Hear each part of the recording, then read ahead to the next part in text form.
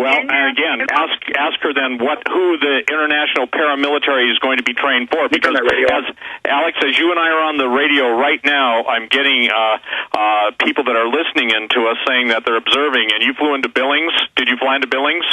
Yes, we've had locals tell us and callers to the show that they've seen black Humvees, Black Hawk helicopters, men training in the hills. Right. And in the area that you are at, the thing that I think is really important for all the listeners is to realize that reservations have different rules and regulations, which allows a lot of foreign corporations and foreign military. Yes, it's just like Guantanamo. That's why they moved it there, because it's a no-man's land. Steve,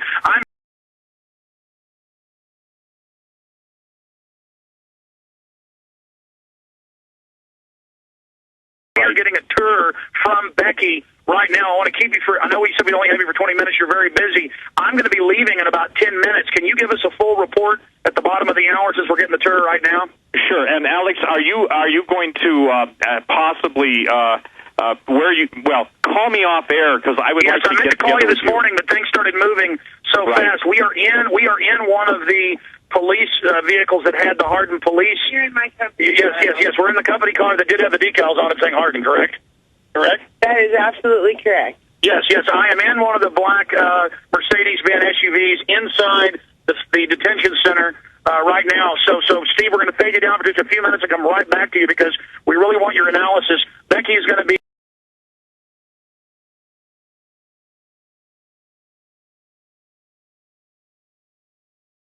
I'm going to be using the phone as a microphone so she can give us a live report. Becky, where are we right now?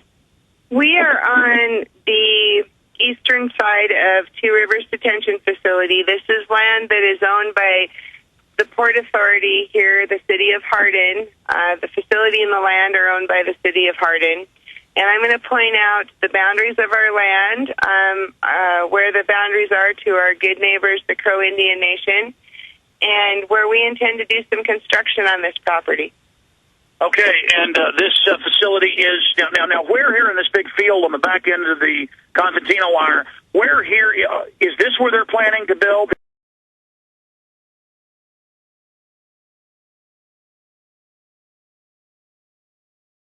the International Military Training Facility?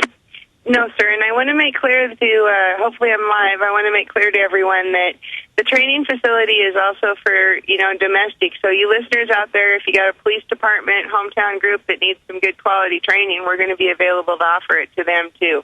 Sure, and what about Blackwater connections? We've been hearing a lot about that, and the company in several places has bragged that they have Blackwater connections. I've heard so many names that it's just absolutely phenomenal to me. We're not disclosing the name of our parent company, and that's it. We're not disclosing the name of our parent company.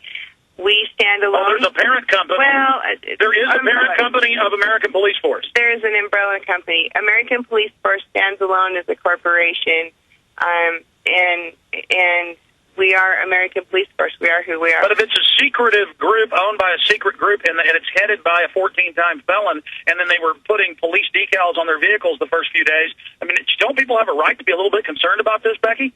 I think people have a right to it.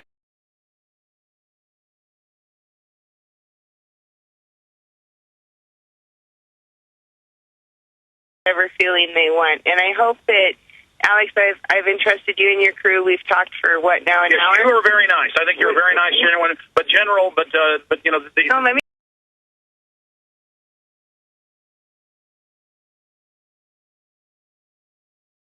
me finish. I think we've talked for about an hour. You've got the context, and I'm trusting you to explain to your audiences that this is my company car, and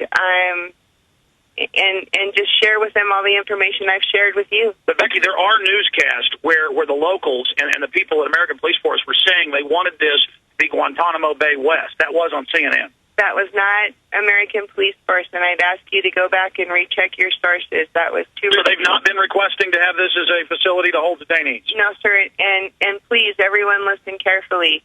Two Rivers Detention Facility will not hold Guantanamo Bay nor other multinational offenders. We're a minimum and medium. Why did I see documents?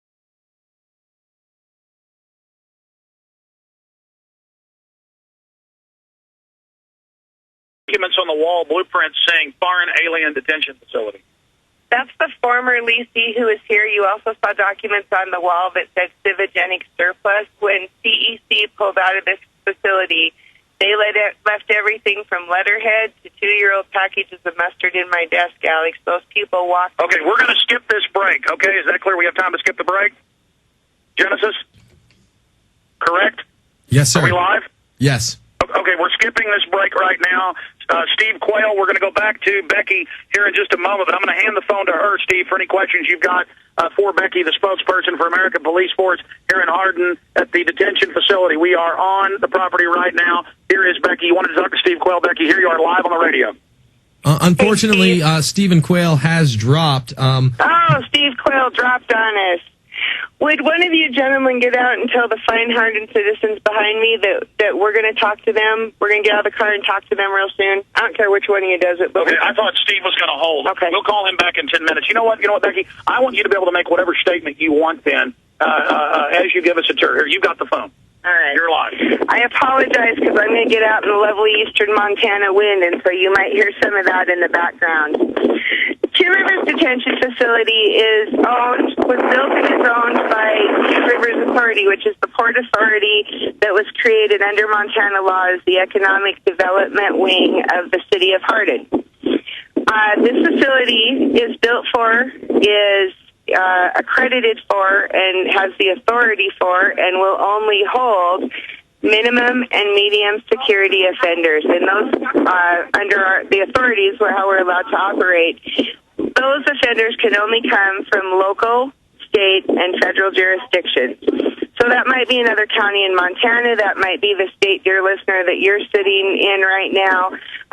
If they need to make that connection, then we can make that connection. But right now we're trying to open a 100,000 square foot detention facility that's been shuttered for 2 years.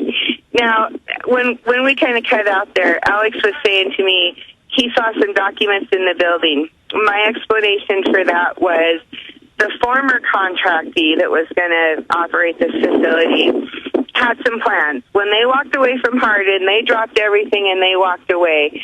They left everything from mustard packets and plastic spoons and crumbs and desk drawers to the documents that Alex was referring to letterhead.